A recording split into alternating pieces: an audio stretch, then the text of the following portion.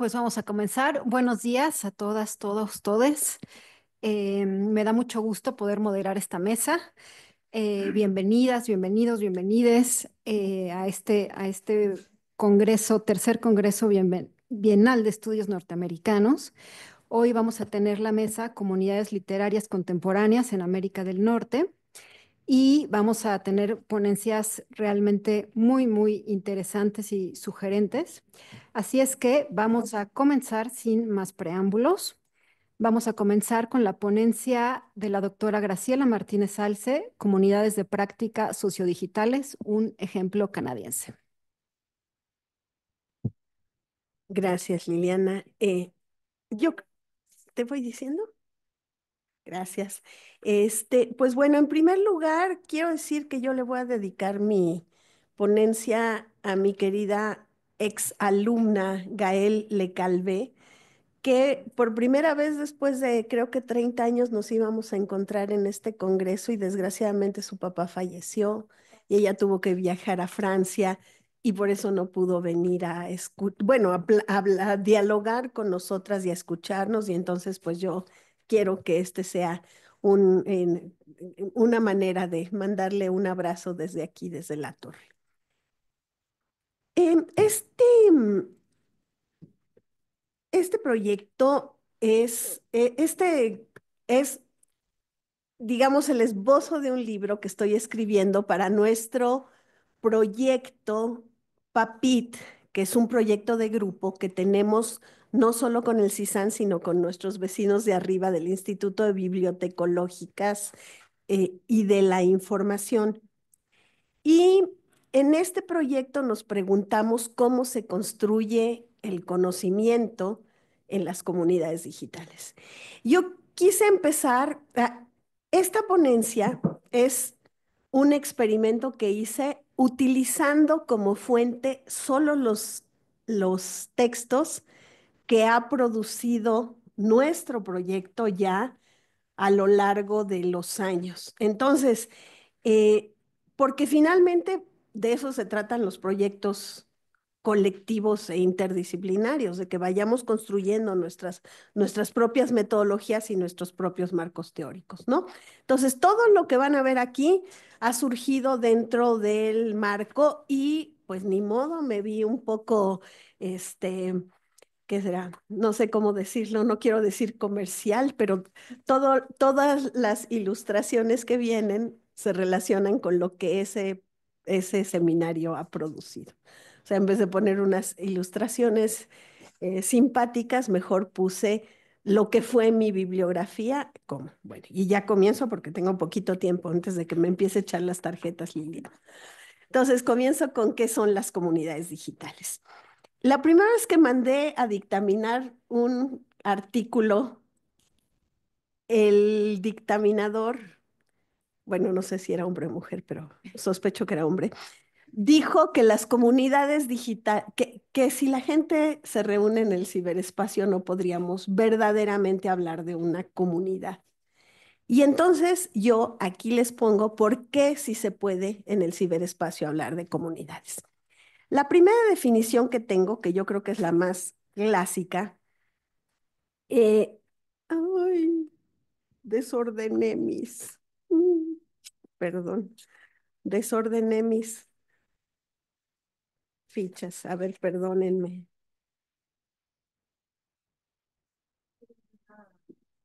No, estoy viendo la pantalla, es que traigo otra versión de la. Me falta una hoja. Uno, dos. Bueno, pues, aquí está, abajo. Bueno, la primera es, fíjense, de 1996. En 96 Reingold ya estaba escribiendo sobre las comunidades virtuales y nos dice que las comunidades virtuales son agregaciones culturales que emergen cuando suficientes personas chocan unas entre otras con la suficiente frecuencia dentro del ciberespacio. Más tarde, en el 2004, se menciona que son grupos o redes sociales que interactúan principal o exclusivamente mediante TICs. Después, un poquito más adelante, gente que se reúne con un propósito particular y están soportados, aquí dice, por un programa, yo diría por una plataforma, pero bueno. Y luego, otra que nos dice que es un colectivo de miembros voluntarios, que eso es muy importante, quienes comparten intereses comunes o experiencias e interactúan principalmente a través de Internet. La que sigue. Eh, Ahora, yo creo que la definición más clásica, que es la que encontré en muchos de los artículos de nuestros libros, es del 2010 de Cosinets, que dice que las comunidades virtuales son congregaciones sociales que emergen de la red cuando la gente lleva a cabo discusiones públicas durante un tiempo suficiente. Y aquí le mete un matiz que me parece bien importante que dice, con sentimientos humanos para construir redes de relaciones personales en el ciberespacio. En las comunidades en línea se intercambian halagos y discusiones. Las y los usuarios se involucran en un discurso intelectual, comercian, intercambian conocimiento, comparten apoyo emocional, hacen planes, lluvias de ideas, se encuentran y pierden amistades, juegan y crean arte.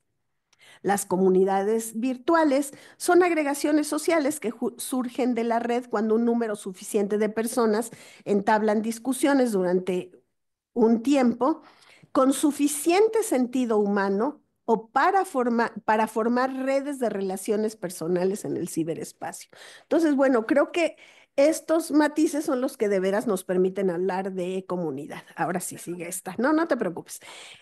Bueno, aquí una de las colegas de Libby hizo, Patricia, y no me acuerdo de su apellido, hizo una definición que me parece súper interesante porque dice, las comunidades virtuales en términos de comunicación, en términos de comunicación, se dice que, bueno, en términos de comunicación, se dice que existe una comunidad si se comparte y se intercambia información. De hecho, comunicación y comunidad tienen un origen común. El término comunicación viene del latín communis, común, o de comunicare, establecer una comunidad. Sin embargo, y a pesar de que la comunicación sirve como base de la comunidad, ambos conceptos no deben ser confundidos.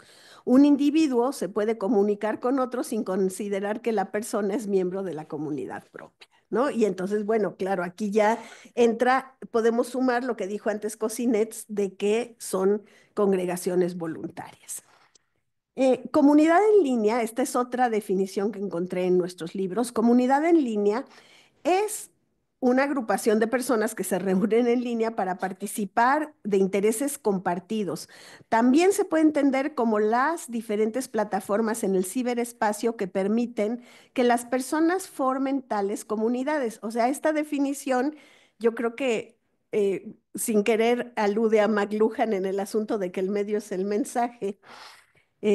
Los sitios de juegos en línea, las salas de chat y las plataformas de redes sociales presentan ejemplos de comunidades virtuales donde las personas interactúan activamente entre sí.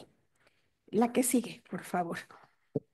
Bueno, ahora, un paso más adelante, como lo que nosotros necesitamos definir es qué es, dónde se produce el conocimiento en estas comunidades, yo creo que el autor más importante en relación con esto es Wenger, y les voy a leer varias definiciones. Dice, las comunidades de práctica se conceptualizan como aglomeraciones de individuos que se unen con un interés común, poseen conocimiento adquirido a través de sus trayectorias de experiencia, mismo que se transmite a otros a través de las interacciones y les permite generar aprendizajes que coadyuvan a la solución de problemas que requieren conocimiento tácito.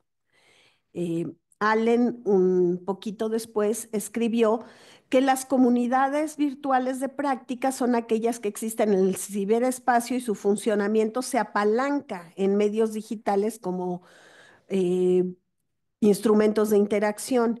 y una muy reciente de 2018 que nos dice que las comunidades virtuales de práctica atienden a una aglomeración de individuos que interactúan a través de un dispositivo en la red, comparten intereses y existen flujos interactivos de comunicación que permiten propiciar aprendizajes entre las partes, ya que el saber tácito de unos se comparte con la socialización de información y se convierte en aprendizaje para sus contrapartes. Bueno, luego hay otras de Wenger y Trainer y me parece que si ustedes ven se va haciendo como una especie de cadena en donde se toman los conceptos de uno y van, pero y se van uniendo. eh, y lo que aquí me interesa es que veamos cómo en una comunidad de práctica los flujos interactivos de comunicación propician aprendizajes que la gente voluntariamente comparte, ¿no? La que sigue Liliana, por favor. Em, miren, sí, esta, ¿no? Sí. Aquí hay una cosa muy bonita que también se define en este libro que dice, al perseguir su interés en su dominio, los miembros participan en actividades y debates conjuntos, se ayudan mutuamente y comparten información. Construyen relaciones, o sea, ahí ya es de verdad una comunidad, que les permiten aprender unos de otros, se preocupan por su posición entre ellos, desarrollan un repertorio compartido de recursos que son experiencias, historias, herramientas, formas de abordar problemas recurrentes. En definitiva, una práctica compartida. Y creo que esa sería el puente, esto de la práctica compartida. Si quieres ya, sí. Eh, eh, que bueno, es más o menos lo mismo si quieres a la que sigue. En el prólogo que escribió Alejandro Mercado, dice, estas definiciones destacan la importancia de la interacción y el intercambio de información en las comunidades virtuales y de práctica, así como el papel de las tecnologías de la información y la comunicación en facilitar estas interacciones, ¿no? Entonces, esto va al puente con el método que estoy utilizando yo para analizar a estas comunidades. Entonces, si quieres la siguiente, Liliana, por favor, que es el método de las pequeñas historias de Alexandra Georgakopoulos, que es una académica del King's College. Ella ha escrito, primero escribió una cosita sobre la charla entre los jóvenes. A partir de eso, comenzó a hablar de las interacciones en Facebook y ahora ha escrito ya unos tratados así de gordos sobre este método que ella inventó, que es el de las pequeñas historias. Y les leo eso que yo escribí. La metodología de las pequeñas historias ha contribuido significativamente al análisis narrativo al cambiar el enfoque de las narrativas tradicionales, bien estructuradas y orientadas al pasado, a prácticas narrativas cotidianas, fragmentadas y emergentes. Este enfoque es particularmente relevante para estudiar la comunicación digital y las interacciones en redes sociales. El enfoque en las pequeñas historias destaca cómo las personas construyen identidades, relaciones y realidades sociales a partir de narraciones breves, a menudo incompletas y dependientes del contexto. De las pequeñas historias desafían la idea convencional de que las narrativas deben estar completamente desarrolladas o seguir una estructura clara de principio, medio, fin.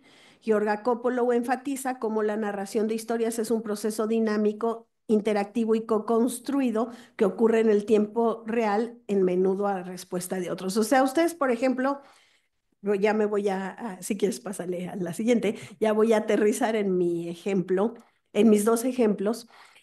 En las dos comunidades que yo estoy estudiando son esta comunidad que se llama Canada Rights, que es un muro que administra la Canadian Broadcasting Corporation, en donde se reúnen autores y autoras canadienses a discutir sobre la literatura, pero en un rango inmenso, porque Pueden, por ejemplo, subir un poema, una ilustración, un cuento corto. Hay uno de los que escriben, que es uno de los autores más famosillos, que va poniendo fragmentos de la novela que va escribiendo, pero lo complementa con una foto de su estudio. Hay quienes ponen cómo escriben todavía con pluma, otros que toman fotos de su computadora, pero además hay charlas sobre qué pasa cuando termina un manuscrito. Si ustedes saben, en el mundo de la publicación anglosajona, las personas necesitan agentes que lleven sus manuscritos a una editorial. La gente no nomás manda su manuscrito a una editorial, sino que la o lo representa un agente y entonces, por ejemplo, preguntan, ¿quién me puede recomendar un agente que todavía reciba manuscritos? ¿O quién me puede recomendar un agente que tenga que sea honorable? Porque bueno, aunque usted no lo crea, también ahí se dan unos fraudes espantosos. También hay gente que pregunta sobre la autopublicación. Si yo voy a autopublicar mi libro, ¿qué me recomiendan? ¿Me recomiendan hacerlo en Amazon o me recomiendan este, ir a tal? Hay historias horribles de cómo la gente lleva sus manuscritos con esas, les llaman en inglés muy bonito porque les dicen vanity presses, que son pues prensas donde uno lleva su libro para que te lo publiquen sin dictamen, pero pues, en fin, ¿no? Ya el solo nombre nos da una interpretación. Y cómo entonces, por ejemplo, la gente lleva ahí sus libros, les imprimen 500 ejemplares, les cobran un dineral, les cobran por adelantado, les imprimen los 500 ejemplares y luego no los ayudan ni a distribuir, ni a llevar a librerías, ni nada. Y entonces he leído ahí en Canada Writes historias de personas que tienen un sótano lleno de ejemplares porque no recibieron apoyo. Hay también otras interacciones que son sobre eh, si alguien quiere ser como un lector o lectora de prueba, las personas se mandan los manuscritos entre ellas para leer y decirle tienes que corregir aquí, yo quitaría estos personajes. Entonces, como pueden ver, la gama de lo que significa discutir sobre literatura es amplísima si le pasas. Y yo, miren, entré ahí siendo primero nada más una observadora y después me convertí en una observadora participante. Y a partir de ser una observadora participante, ahorita les voy a presentar tres de los casos que estoy estudiando, pero estoy estudiando en realidad cinco casos. Uno de los casos no lo presento porque ya lo presenté en el congreso pasado. Y bueno, ella es Marion Lougheed. Marion Lougheed comenzó dando consejos de cómo escribir, cómo publicar y luego hizo una pequeña editorial que se llamaba Off Topic Writers y empezó haciendo concursos de literatura, por ejemplo, de cuentos flash, o sea, de cuentos pequeños, de narrativas autobiográficas. Son concursos en los que uno tiene que poner $10 para participar porque el premio se junta de una bolsa. Luego empezó a publicar libros de poemas y te los mandaba en una cajita con té para que un libro mensual de poesía con un té. Entonces, este me parece un ejemplo muy importante porque ya cuajó en algo. El que sigue, que ese subcapítulo se va a llamar God Save the Queen, el subcapítulo sobre Zilla Jones. Sí, porque Cilla Jones me llamó la atención porque ella, cuando se murió la reina de Inglaterra y todos los estaban así tirados al drama, los canadienses anglo, ella escribió una opinión súper fuerte diciendo que no sabía cómo podían hablar de esa forma de una mujer que siempre favoreció el imperialismo. Entonces, lo que es muy interesante es que a partir de ciertas cosas se arman discusiones políticas también sobre lo que debe ser lo que es la literatura canadiense, ¿no? Entonces, y ella es de Winnipeg.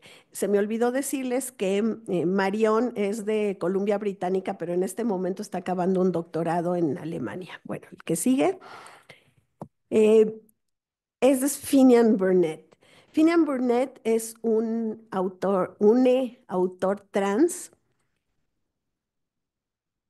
Ese libro, The Price of Cookies, ya lo publicó Marion Lougheed. Y su primer libro, que es un libro bellísimo, escribe puras novelitas cortas. Nosotros en español les llamamos novela corta, en inglés les dicen novela con dos Ls. Su primer libro, The Clothes Make the Man, es una historia de cómo comenzó a hacer su transición. Es un libro hermoso y conmovedor. Y se publicó también en una pequeña editorial eh, y luego, bueno, en fin, yo quiero decirles que a mí estos libros me ha costado más caro el envío que lo que cuesta el libro, porque el primer libro, por ejemplo, solo se imprimió en papel. Ahora, afortunadamente, ya hicieron el conecte of Topic Publishing con Amazon y ya puedes comprarlo en línea. Em, el que sigue. Sí, entonces ya ven ahí, ya se genera una línea. Y bueno, la que sigue es mi interacción o sea, a ese sí pues sería creo que un poco petulante decir que mi etnografía participativa, porque no, yo no soy etnóloga ni etnógrafa ni nada, pero bueno, esa es mi participación. Ya dejé de ser una turista y empecé a participar. Entonces, miren, les mando, por ejemplo, ahí cómo me llega el libro para que se animen a comprarlo y sepan que si pagas por adelantado, si te lo mandan. Luego, entonces, hice en Goodreads una reseña de Price of Cookies. La hice en español porque también me parece importante que se sepa que estos libros que son de autores y autoras independientes están siendo leídos no solo no solo sus parientes en Winnipeg lo leen, sino que hay otras personas, ¿no? Luego, lo que hice cuando publicamos el primer libro es subir el capítulo a mi perfil de Facebook para que quienes habían sido estudiadas y estudiados en el capítulo lo leyeran. Y luego Tara Shannon, que es otra, que a esa la empecé a estudiar porque alguien le fusiló una de sus ilustraciones y la volvió viral en Twitter sin darle crédito, o sea, Bill Robo. Y Tara encontró esta publicación que hice, no me acuerdo si en una revista francesa o en Norteamérica, revista académica, y ella subió el artículo al Canada Rights, lo cual me dio mucho gusto. Y luego acá puse unas fotos de los libros que la biblioteca del CISAN ha estado comprando para que tengamos aquí a las y los autores de Canada Rights. La que sigue, con esa voy a terminar, ya no voy a hacer no, ya no me la pases porque yo creo que voy a parar aquí. Hoy me tocó solo hablar de Canada Rights. Entonces, el año pasado, en el Día Internacional del Libro, este, le pregunté a la comunidad cómo Canada Rights les había ayudado a convertir su manuscrito en un libro verdadero. Tuve 19 comentarios, yo creo que son bastantes. Claro, es una comunidad de 13,000, pero de esas 13,000 personas, en realidad casi siempre somos los mismos los que estamos escribiendo y comentando. Y la, me llamó la atención como dos o tres personas eh, dijeron, por ejemplo, Zilla Jones, Canada Rights me ha dado una comunidad increíble y apoyadora. Ya mi manuscrito cuando mi manuscrito se fue a la editorial, me ayudaron a tener paciencia. Pues sí, claro, se va el manuscrito a la editorial y en lo que vienen los dictámenes, las correcciones y eso uno está así. Em, Luego, y bueno, mencionan, por ejemplo, Tara Shannon, encontré una nueva forma de confianza en mi escritura al compartir en este grupo, ¿no? Entonces, van a decir que soy una mañosa, pero creo que con estas respuestas de la propia comunidad se prueba la hipótesis. Número uno, de que las comunidades digitales existen en tanto comunidad. Número dos, que las comunidades de práctica de verdad generan aprendizajes y que esos aprendizajes se comparten de manera horizontal sin ningún interés, porque aquí no hay ningún interés monetario. Nadie le da clases a nadie, sino que son solamente personas compartiendo su escritura y, y que, pues sí, se genera conocimiento alrededor de la literatura. Y es todo. Gracias.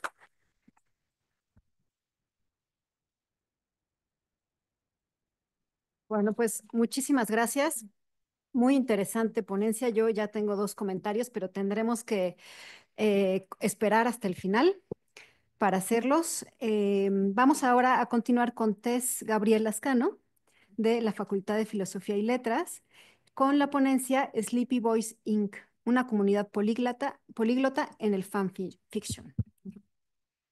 Muchas gracias y muy buenos días. Gracias por haber venido.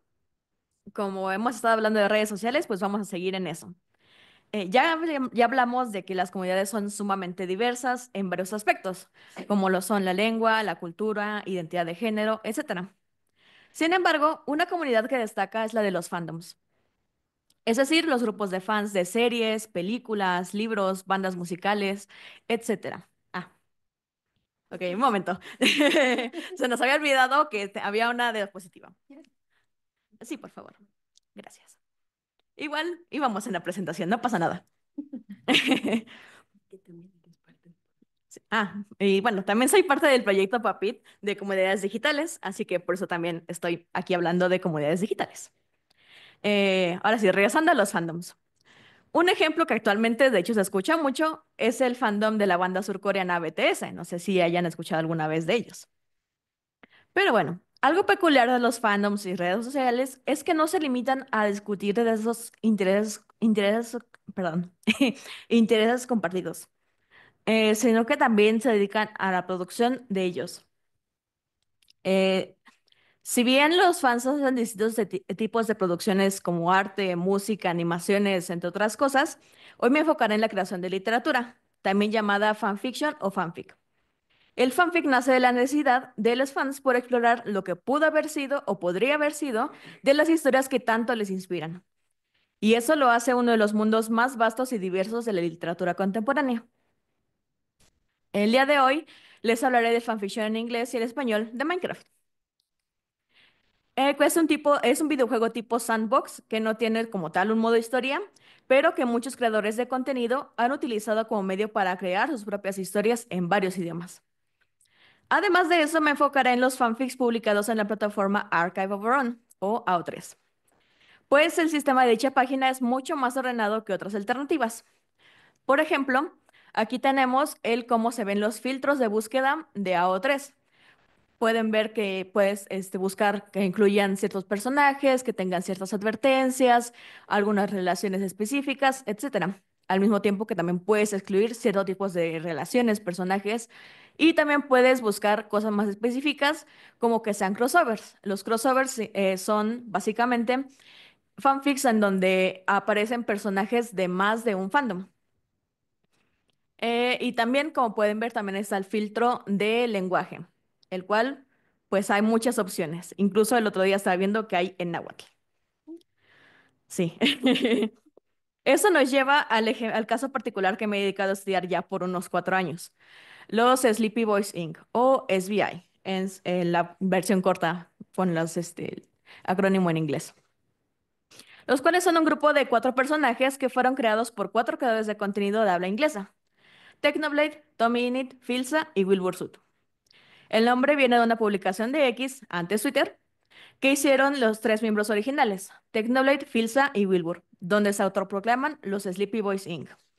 De hecho, aquí les traigo una screenshot de ese tweet, específicamente el que hizo Filsa, donde como pueden ver en la respuesta, ahí dice Sleepy Boys Inc.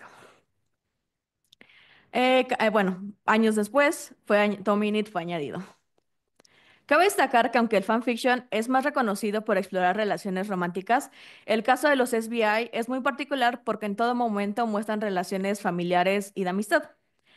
Y esto se ve reflejado en el fanfiction que se escribe sobre ellos. El historial de creación de fanfics de este grupo se remonta a 2020 y continúa hasta la actualidad. Además, en AO3 están publicados bajo la etiqueta Wilbur Soot and Technoblade and Tommy and Phil Watson, lo cual significa que cualquier fanfic que tenga esta etiqueta explora una relación no romántica de esos personajes. Aquí podemos ver una screenshot que tomé hace unos cuantos días. Pongo la fecha específica precisamente porque pueden haberse publicado más en estos días y actualmente hay más de 21,000 trabajos escritos sobre ellos.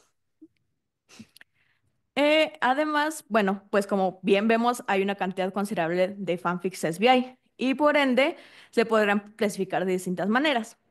Pero por propósitos de esta ponencia, que trata sobre fics en español y en inglés, los dividiré en dos grandes grupos, el Dream SMP y el QSMP. Ambos grupos tienen nombres de servidores multijugador de Minecraft, donde todos o algunos creadores de contenido participaron haciendo roleplay, es decir, juegos de rol, y de los cuales se escribe fanfiction.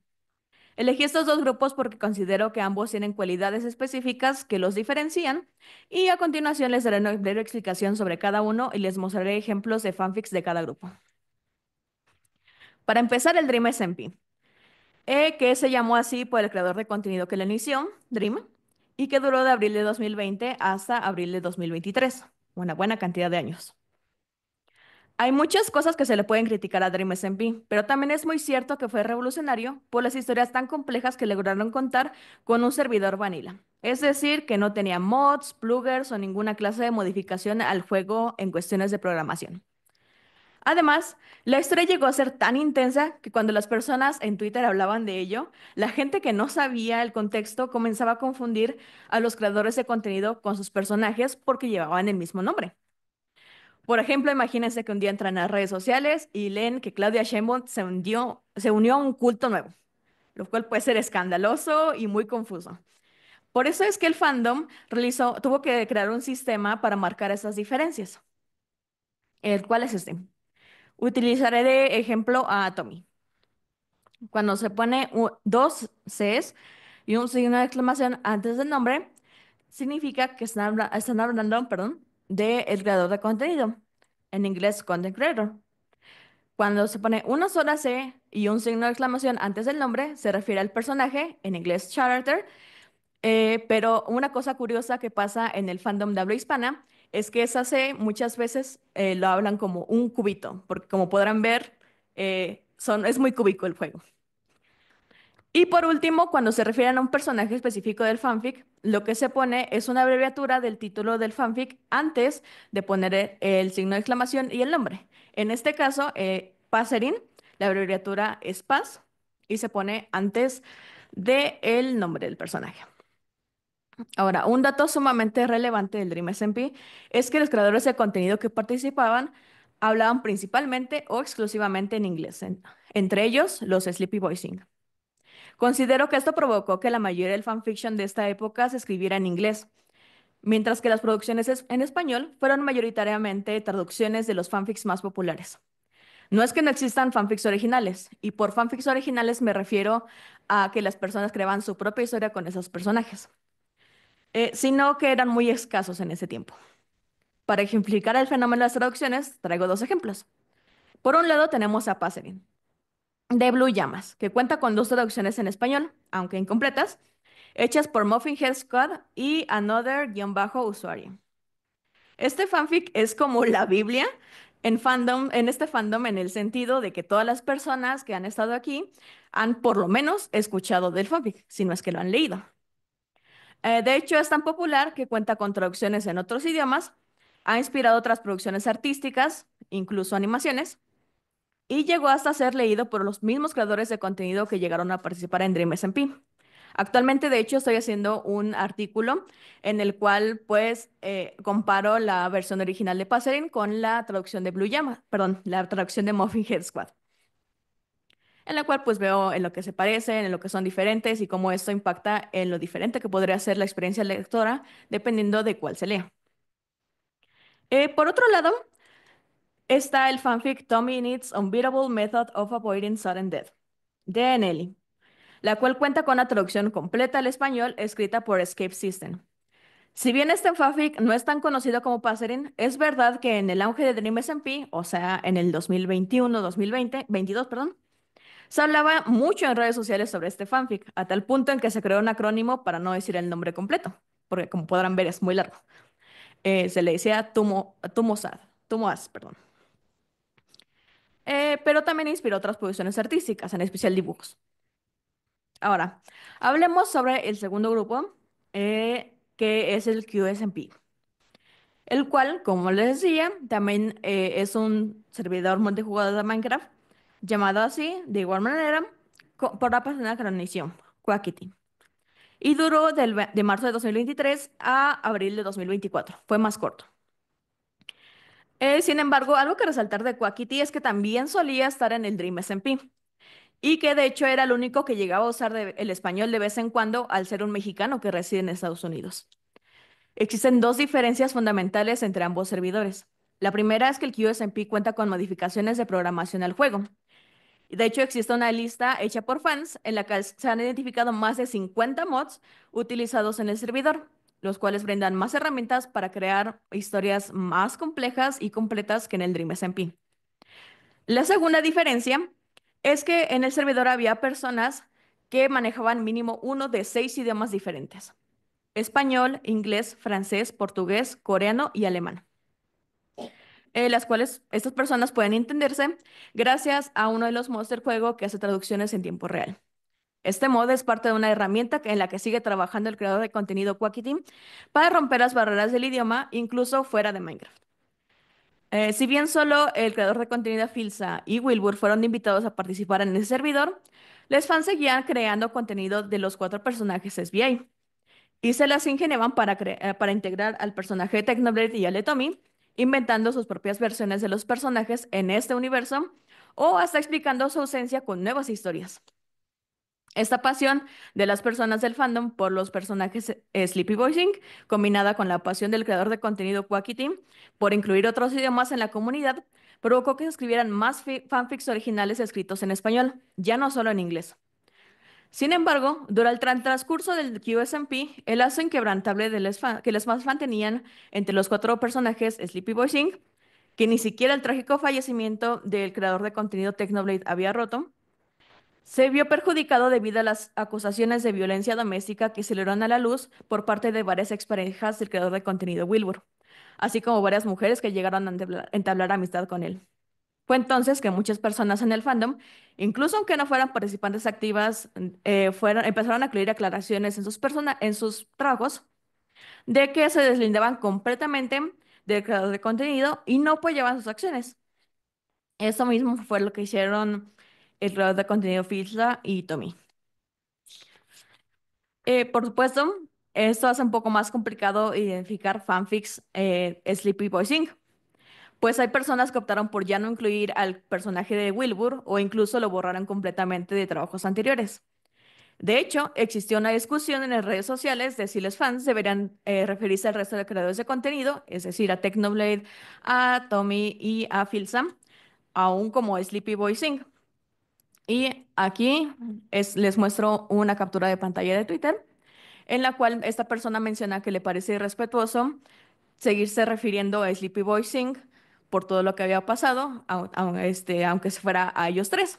Y cómo es que notaba, hace una nota de cómo es que notaba que empezaban a llamarles Turtle Trio, pero no se llegó a un consenso como tal entre el fandom.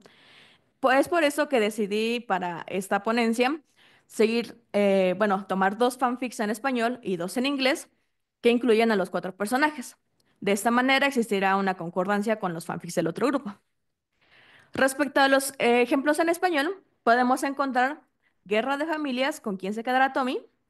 De Ajolota Santa, un fanfic que de hecho utiliza la temática de villanos y vigilantes con superpoderes, como Tumoast, y también La Esperanza del Nuevo Renacer, y quizá ya no esté solo, de Saramil Eloíla.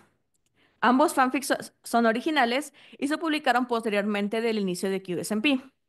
Incluso el primer ejemplo incluye personajes que aparecieron exclusivamente en el QSMP, tales como el personaje Phil Sinfonía y Luzu Games.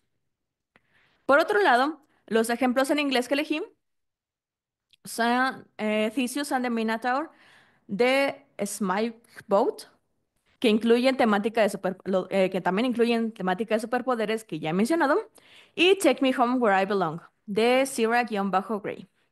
Opté por estos dos fanfics que cuentan con las mismas características que los ejemplos que elegí para el español, y también porque los SBI mantienen un papel protagónico.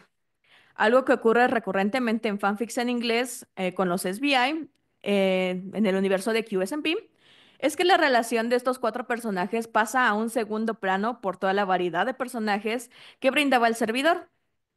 Este fenómeno no se repite del todo con fanfics en español, pues parece que las personas que incluyen a estos personajes en español quieren darles el protagonismo que antes no podían por enfocarse en traducciones, en lugar de producciones originales. Eh, Finalmente, para ya concluir, porque podría llevarme horas, ok, gracias. Hablando de estos personajes, les quisiera cerrar con dos reflexiones.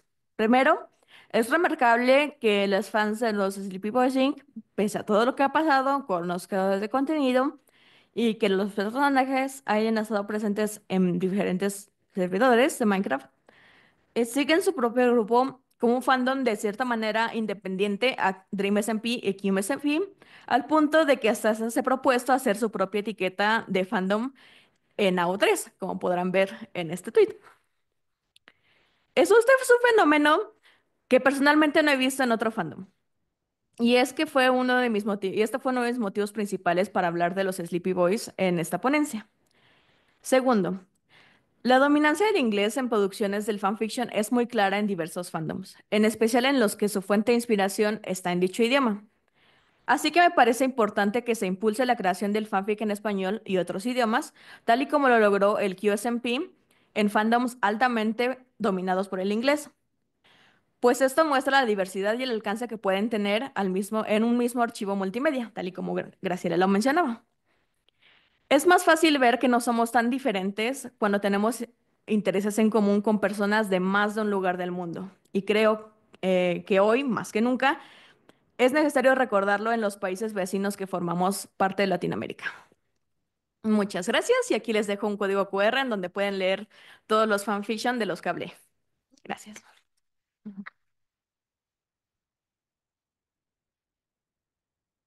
Pues muchísimas gracias, Tess. La verdad es que con estas dos primeras ponencias vemos ya las facetas de las diferentes facetas de estas comunidades literarias virtuales y vemos cómo esta gama es amplísima. Me pregunto si habrá suficientes investigadores para analizar estos mundos emergentes, ¿no? Que no se nos vaya ni uno. Vamos a ver. Bueno, vamos a continuar con Sanda Nieto Bernal, cuya ponencia se titula Visualizar historias, una aproximación teórico-metodológica a la relación imagen-escritura en comunidades digitales. ¿Quieres este? Sí, por favor. Gracias. Ok. Muchas gracias. Buenos días a todos. Pues ahora vamos a seguir ahondando en todo esto de las redes sociales. También vamos a profundizar un poquito más en la metodología de de las pequeñas historias que nos mencionaba Graciela. Y bueno, este es un poco un marco teórico para un proyecto que ando haciendo también para el PAPIT y para la especialización en historia del arte. Y bueno. Al mencionar imagen y narración, puede que se nos vengan ideas muy concretas a la mente. Su respectiva lectura, mediante códigos visuales o palabras, aparenta ser totalmente discordante.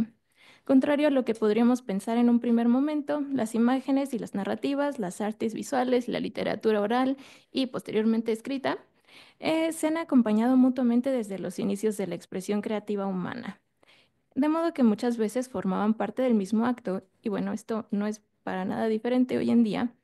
Em, en el Internet y las redes sociodigitales que han pasado a formar parte integral tanto de nuestras interacciones con nosotros como de pues, nuestra vida en general, el papel de lo visual, lo gráfico y la imagen ocupan un lugar central. A partir del giro hacia la web 2.0, donde se le dio prioridad a las interacciones sociales entre los usuarios, ha habido una migración hacia interfaces amigables e intuitivas que optimicen la experiencia del usuario de manera visual y no solamente mediante texto, como pudo haber sucedido en la web 1.0. Esto ha culminado en las grandes redes sociodigitales que han dominado los espacios virtuales en las últimas décadas, como Facebook, X, antes Twitter, Instagram y algunas otras como Reddit, Pinterest o Tumblr. En todas estas, no solo los usuarios han decidido compartir e interactuar con imágenes, tales como memes, fotografías, selfies, arte digital, entre otras, sino que las mismas plataformas han fomentado su uso mediante directivas en los algoritmos y botones de interacción que les dan mayor visibilidad a dicho tipo de contenido. Actualmente podría hablarse de otro giro en cuanto a los contenidos preferidos de estas plataformas hacia el formato de video corto a partir del auge de TikTok. Sin embargo, en esta ponencia nos vamos a enfocar nada más en la imagen estática, ya que, bueno, su uso aún es bastante relevante en los espacios virtuales. Y bueno, si bien las comunidades de lectura y escritura podrían parecer bastante centradas en la palabra escrita, en la convivencia digital también están sujetas a las dinámicas de interacción en las redes que difuminan los bordes entre los medios escritos y los medios gráficos, como ya pudimos ver en las otras dos ponencias, donde, bueno, si han puesto atención, pues ya tanto la doctora Graciela como Tess nos han remarcado, pues, que se está publicando tanto pues contenido escrito como escrito visual. Digo, contenido visual.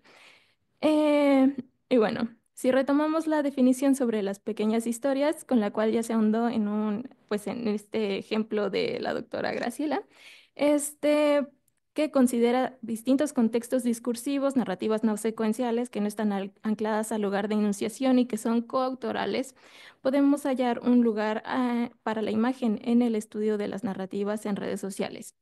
Asimismo, en el caso de las comunidades de lectura y de escritura, incorporar al análisis la imagen como modo de expresión, así como de creación, desestabiliza nuestra noción de la obra literaria como un objeto, pues, limitado a sí mismo. La recepción de las obras, entonces, pasa no solamente a formar parte de la historia de aquellas, sino que es una extensión de estas al participar en las dinámicas culturales de modos transmediales donde se dialoga, modifica o subvierte la obra original. Bueno, esto coincide con la comprensión que Jay Bolter y Richard Grusin en Remediation Understanding New Media tienen de estos medios digitales como espacios heterogéneos, donde se destaca la cualidad de por sí que ya es inherente a cualquier medio, en la que el trabajo cultural siempre se hace pues en contacto con otros medios.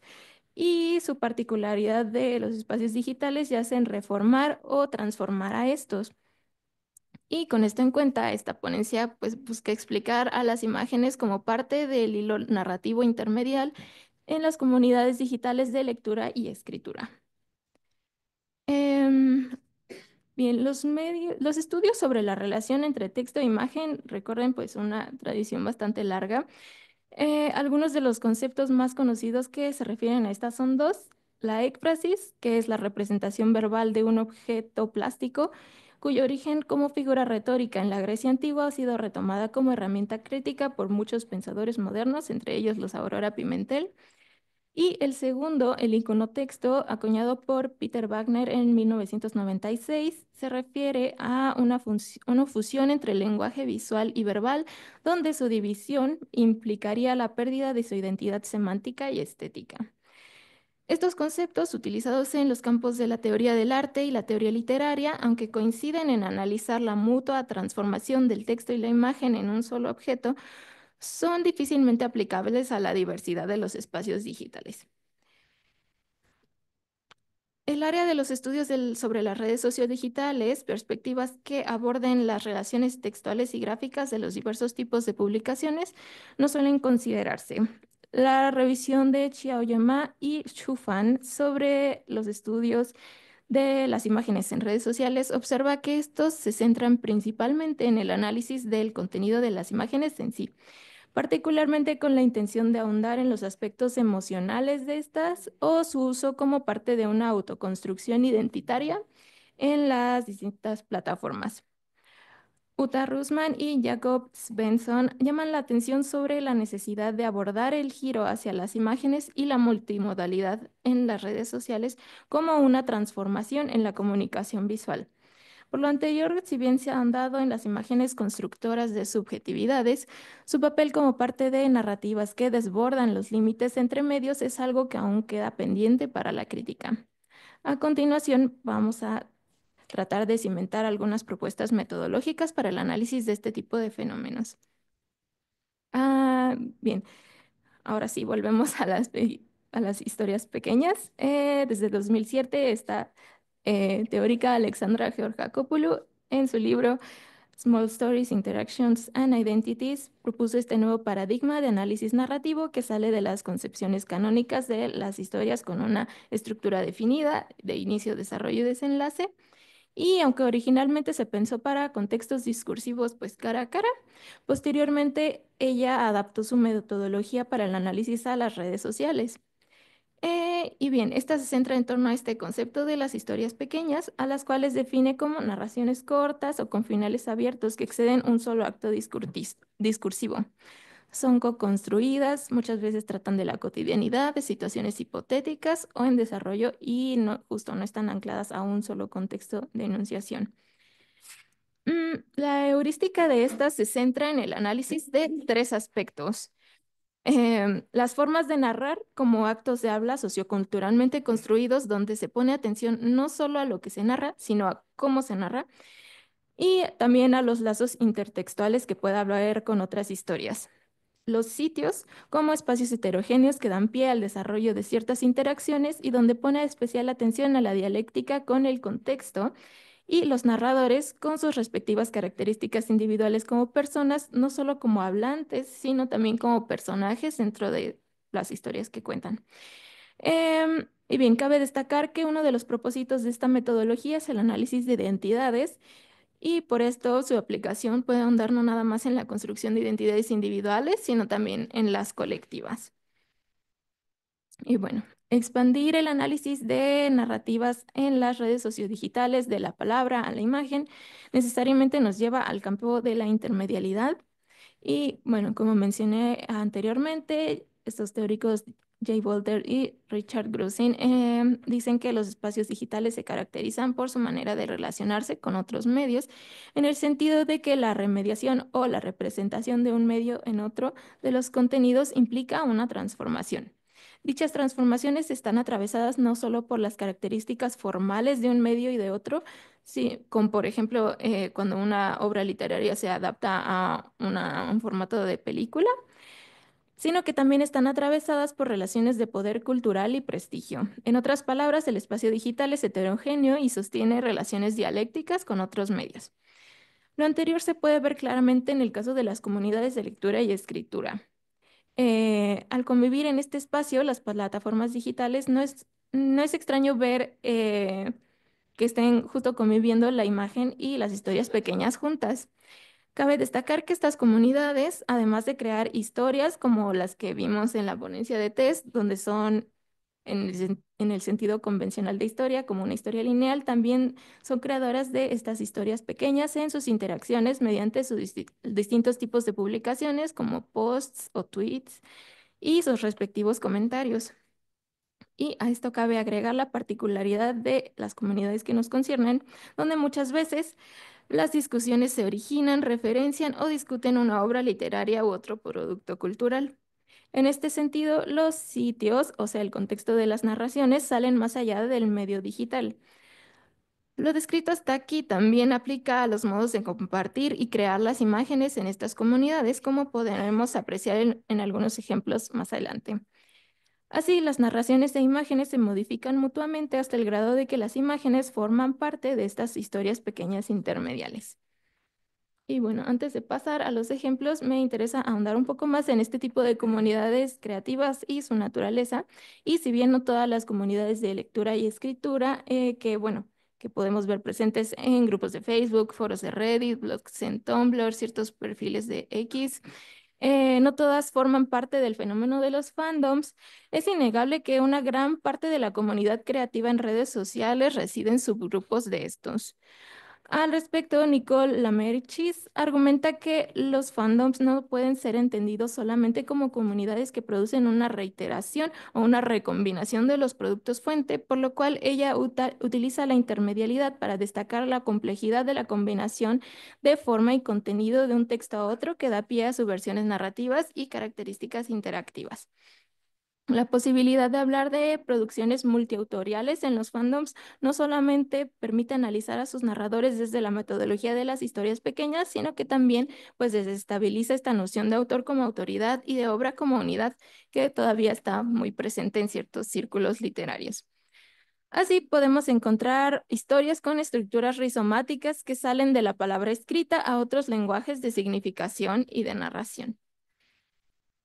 Y bueno.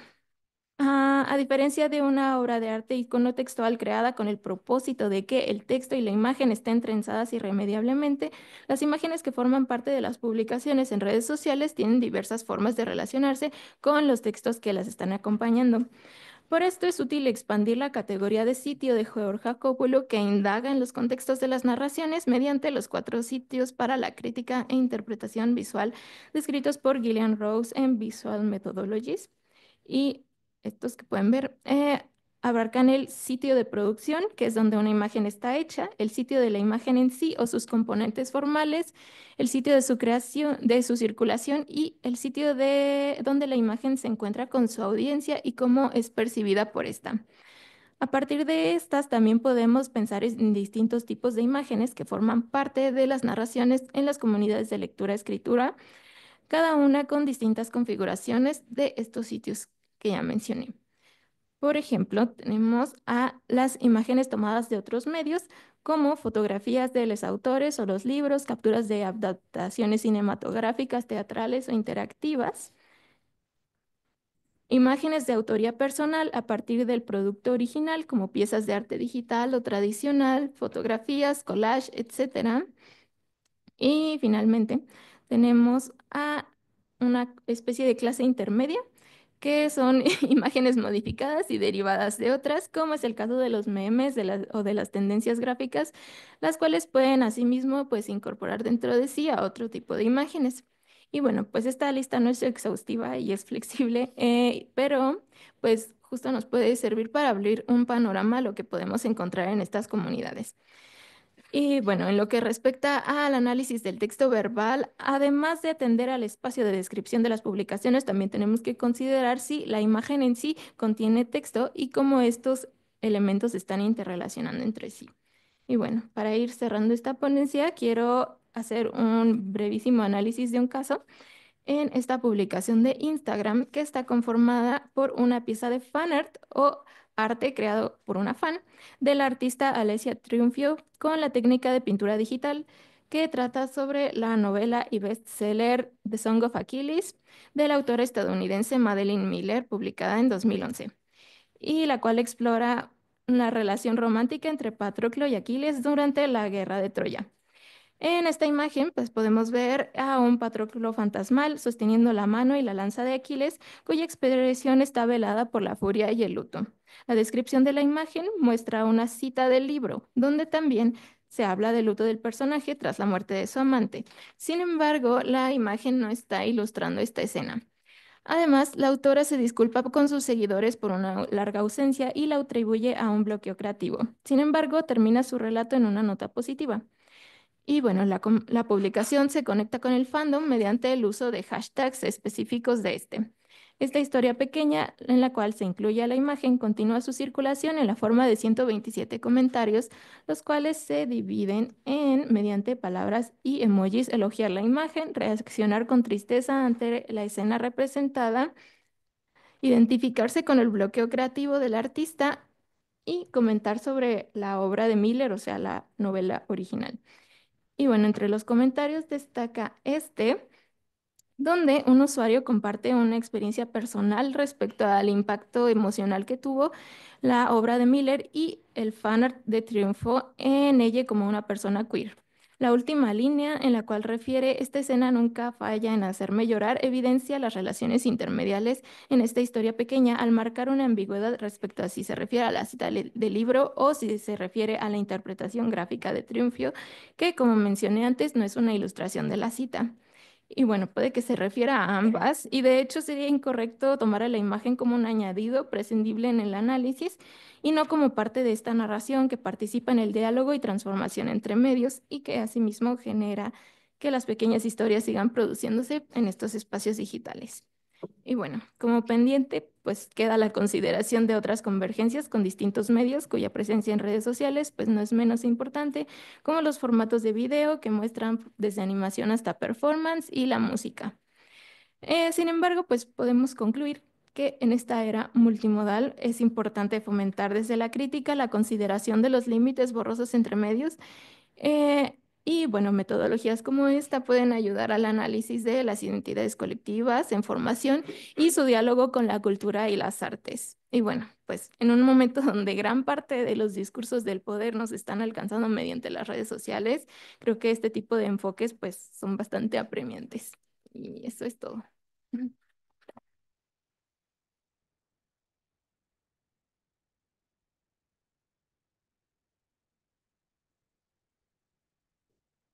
Muchas gracias, Anda. Otro universo más, muy, muy interesante y bueno, sí, me parece además muy propositivo esta metodología, muy sugerente también de estas eh, partes que se juntan y que es difícil delimitar, ¿no?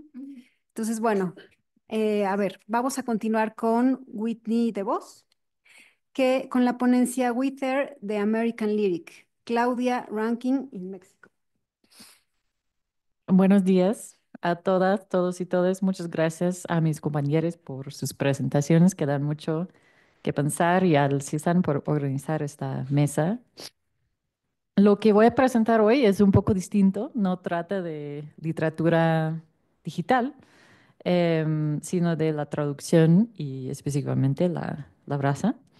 Em, pero me parece muy pertinente la idea o la heurística de las historias pequeñas, porque el texto traducido de Claudia Branken justamente yo creo que hace uso de esta técnica.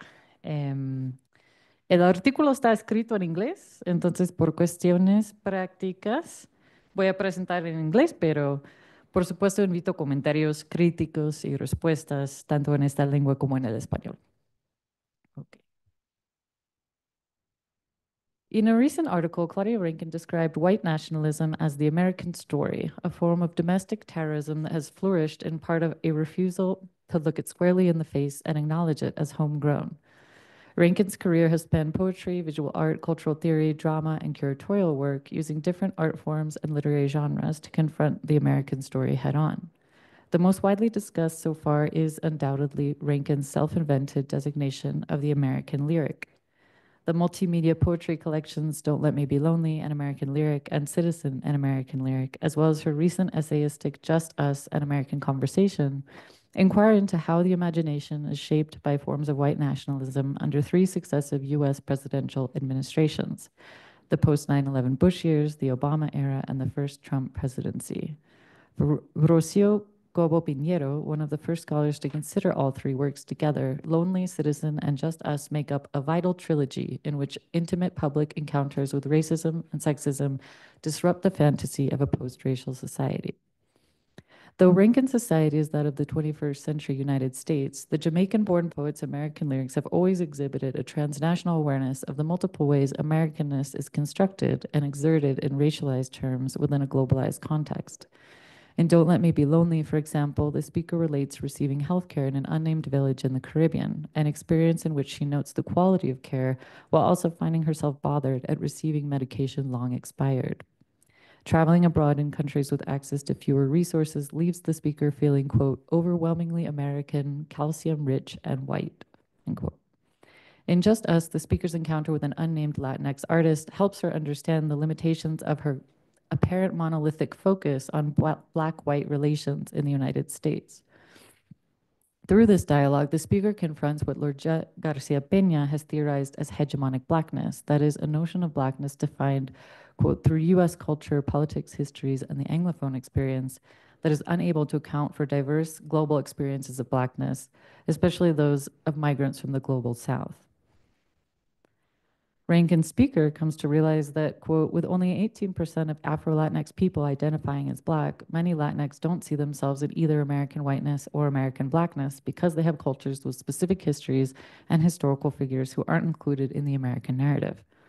In this way, the American story of white nationalism told across Rankin's works becomes a complex phenomenon that complicates the Black-white binary within the United States and, moreover, extends beyond national lines.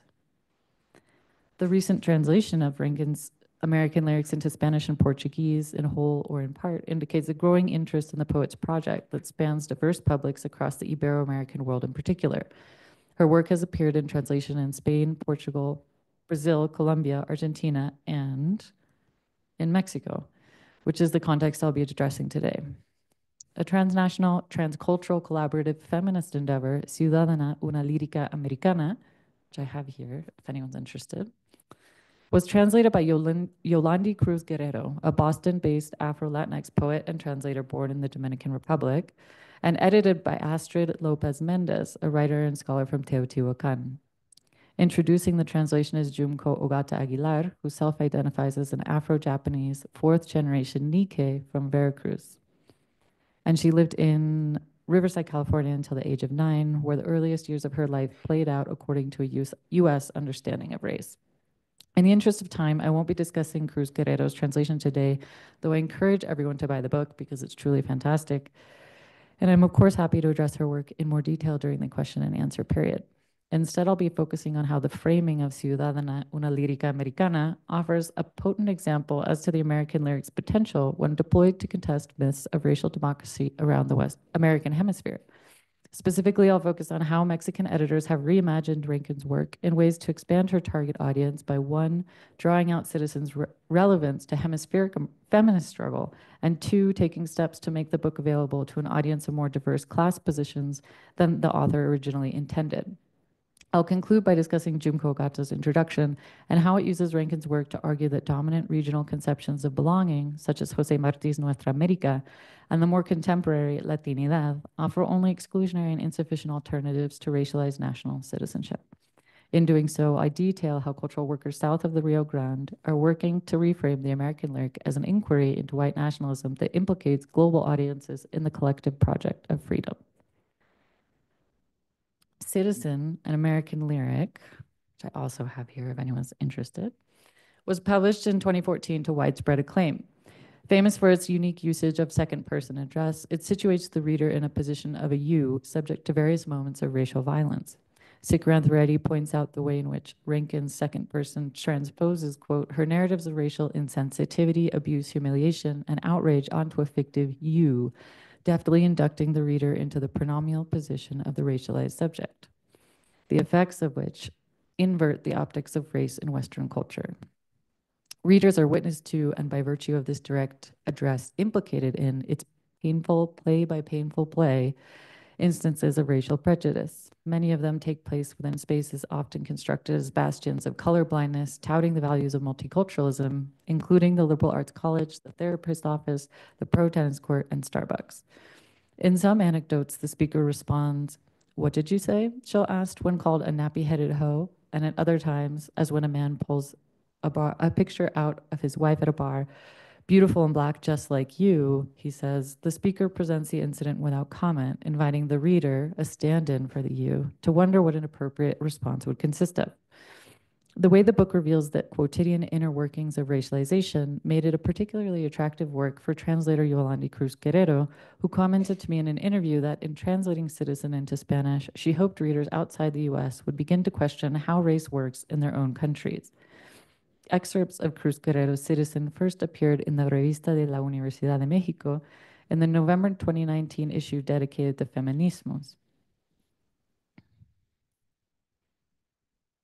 The editor's curation presents a plurality of feminisms that focus on la resistencia de las mujeres que, además de exigir sus derechos humanos y civiles, se encuentran inmersas en otro tipo de luchas, como las raciales, las de la autonomía o las de la democracia, in the words of editor Guadalupe Natal.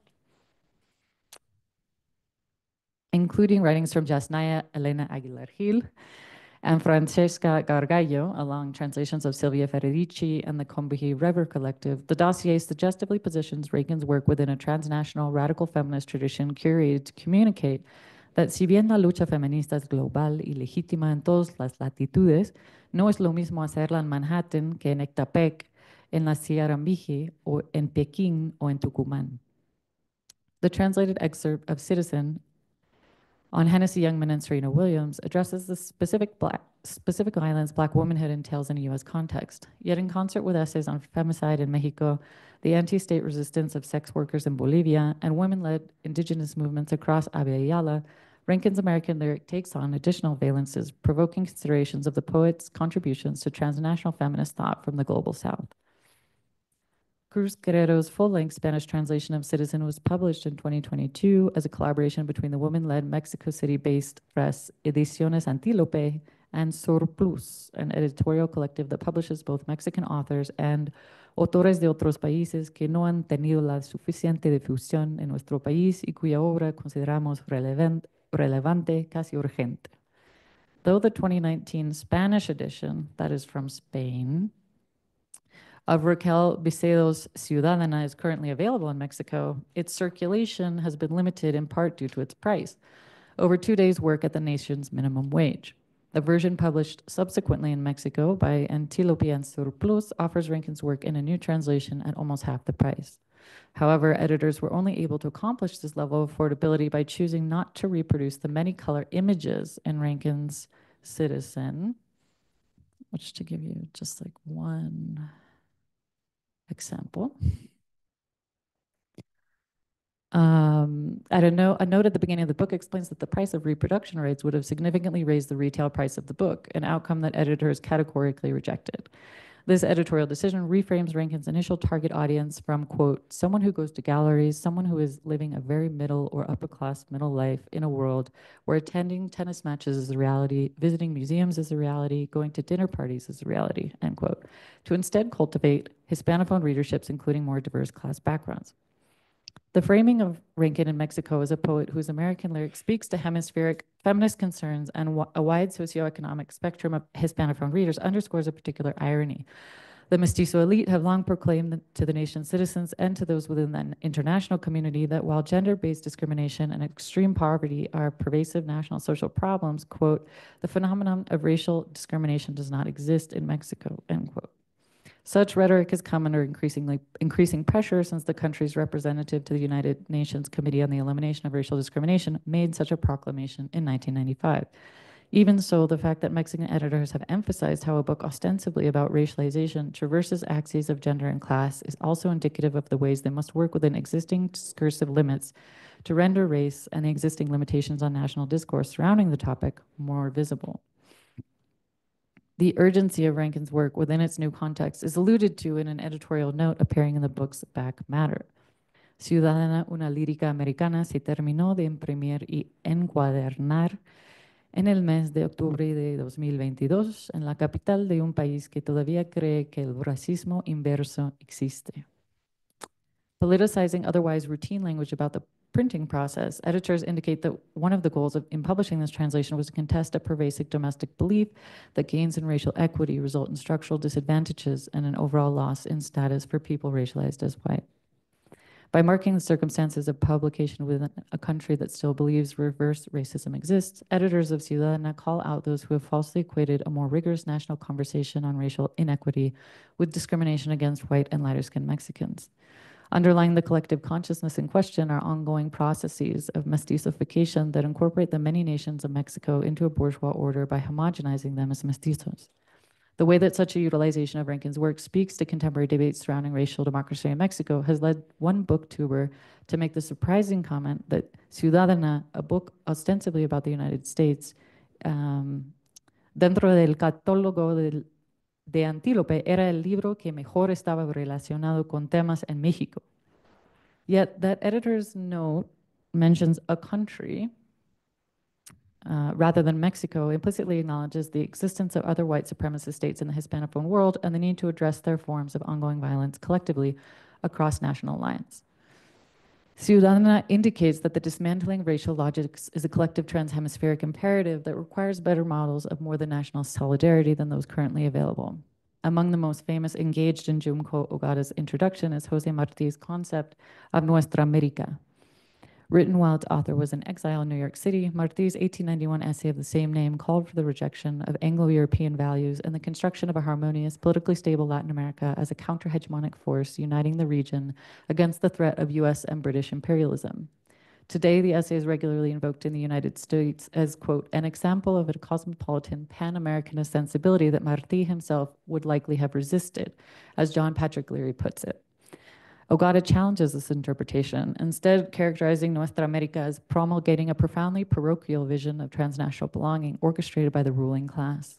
She rejects the idea of Nuestra America outright, asserting that the concept has not only left out Black and Indigenous people from liberatory movements led by elites, but that it has contributed directly to an enduring exclusionary narrative of Latin American culture and regional identity. She writes, la segregación racial está presente en la misma medida en América Latina, disfrazada bajo discursos de asimilación y hermandad. Nuestra América, como concepto de solidaridad y resistencia al imperialismo estadounidense, fue concebido por élites criollas que no pensaban en las personas indígenas y negras que esclavizaban como parte de sus proyectos de liberación. La latinidad, que supuestamente nos une en el exterior, solo alude a personas blancas. Marti's vision of transnational identity rested on the claim that no hay odio de razas porque no hay razas. His assertion that race was a social construction provided a rhetorical strategy for uniting the heterogeneous peoples of the Americas across identitarian lines, an aim that sought to eradicate racial categories in the interest of collective anti-imperial struggle. As Ada Ferrer puts it, to speak and act on the basis of racial identification was, for Marti, to engage in racism, to erect barriers to national well-being, and to divide humanity. Even racial labels themselves were at best unnecessary and at worst divisive, end quote. Curiously, though, Marti made his argument against race in explicitly racial terms. The heterogeneous Nuestra America he conceived of as our Mestizo America. If, as Ferrer points out, quote, there was little room here not only for Black political activism, but perhaps also for Black subjectivity in general, end quote, Ogata underscores the simultaneous erasure in Marti's influential idea of non-white peoples and their struggles. In pointing to the inequalities between the racialized underclass and the elites who conceived of a hemispheric mestizo identity, she alludes to the ways discursive mestizification obscures class relations on a more than national scale. In Nuestra America, Ogata identifies the foundations of Latinidad, the popular contemporary conception of Latin American pan-ethnic identity that has increasingly come under scrutiny for its erasure of Black, Indigenous, and Asian communities. Rankin memorably wrestles with the concept in the essay Jose Marti in Just Us, confronting the reality that her analysis of US racial regimes is divorced from hemispheric history. This kind of siloing, as Tatiana Flores has called it, plays into the myth of US American exceptionalism, replicating a noxious but ubiquitous ethnocentrism that disregards Black experiences that fall outside its borders, end quote. Yet hegemonic Blackness in Citizen becomes in Ciudadana una lírica americana, an opportunity to articulate the white dominant ideology of Latinidad, a political commitment that Afro-Zapotec scholar, visual artist, and writer Alan Peleas Lopez has described as, quote, not invested in an undoing of anti-Blackness or in recognition of indigeneity in Latin America or in acknowledging the different Asian diasporas in Latin America, end quote. Understanding Marti as the root of a more contemporary anti-Black conceptions of Latin American identity, Ogata finds in Rankin a more rigorous analysis of the shared hemispheric problem of white supremacy. She writes, si bien la autora habla sobre el racismo en contra de la comunidad negra estadounidense, esto no significa que el texto sea ajeno a las realidades en México o América Latina. Las dinámicas racistas en la región tienen características particulares que le distinguen, como el uso de mestizaje como narrativa dominante que pretende homogenizar a las poblaciones, pero este sistema de opresión tiene la misma presencia y fuerza que en el país del norte. Moreover, noting the existence of historically specific deviations in the dominant narrative's racial citizenship throughout the Americas, Ogata argues that given the ubiquity of migration, anti-Black myths of racial democracy do not exist in separate cultural spheres, nor can they be fully disarticulated, since estas lógicas se transplantan junto con las comunidades latinoamericanas que migran a países en Norteamérica y Europa. In recognizing these entanglements, Ogata's framing of Ciudadana encourages Hispanophone readers to engage in forms of comparative analysis that reveal a world system sustained by numerous interrelated ideologies of anti-Black, anti-Indigenous nationalism. In this way, Rankin's Lírica Americana emerges as an alternative to racist conceptions of more than national identity formations, such as Martís Nuestra América and Latinidad. Ogata writes in Ciudadana una lírica americana. Ogata writes that Ciudadana goes beyond, va más allá de ser la expresión individual de Claudia Rankine como escritora negra estadounidense, se convierte en el espacio para que las personas racializadas lectoras podamos dar voz al dolor a nuestra forma de movernos por el mundo. Her emphasis on racialized readers rather than any particular ethnic, racial, or national group extends Reagan's critique far beyond Black lived experience in the United States. What Reagan has called the position of Blackness is reconceived as a structural position of non-white peoples whose movement across national borders never guarantees access to full citizenship rights, much less the right to be free of violence. Ogata's emphasis on migration undermines the citizen-non-citizen binary. Understanding white supremacy as a supranational regime, part of what Aníbal Quijano and Emmanuel Wallerstein have theorized as Americanity, the institutions, narratives, and worldviews that sustain the global capitalist world system through racial inequality. From this perspective, white ethno-nationalism is a product of shared histories of colonialism, slavery, and indigenous genocide in the Americas, where the concept of ethnicity rose as a way to delineate the division of labor and to justify forms of racialized labor control that were invented as part of Americanity. As the cultural staple of the entire world system, ethnic categories determine how states are stratified today, both domestically and in relation to the rest of the world. Editor Astrid Lopez Mendez explains that the subtitle of Ciudadana una lírica americana is una provocación along precisely such lines. It registers that en el resto de los países de América, América no solo es America. The subtitle implies that the book is American in the sense that the processes of racialization and violence Rankin addresses are present throughout the hemisphere. This reality, which includes procesos de borramiento, de desindigenización que han ocurrido en distintas capas coloniales, are summed up by what Ciudadana's editor refers to as esta americanidad racista. South of the Rio Grande, Claudia Rankine's American Lyric is about much more than anti-Black racism in the United States. Rather, her work reveals the quotidian ways all of us participate, sometimes unwittingly, in creating the fiction of race, itself the engine of global racial capitalism. In finding continuities between the linked yet distinct racializing regimes around the American hemisphere, Ciudadana makes a reparative gesture by putting these contexts into relation. Gracias.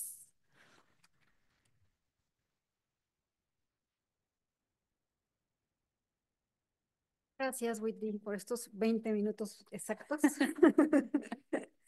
Bueno, vamos a comenzar con la intervención del público. ¿Alguien quiere comentar algo? ¿Nadie se anima? A ver, allá atrás.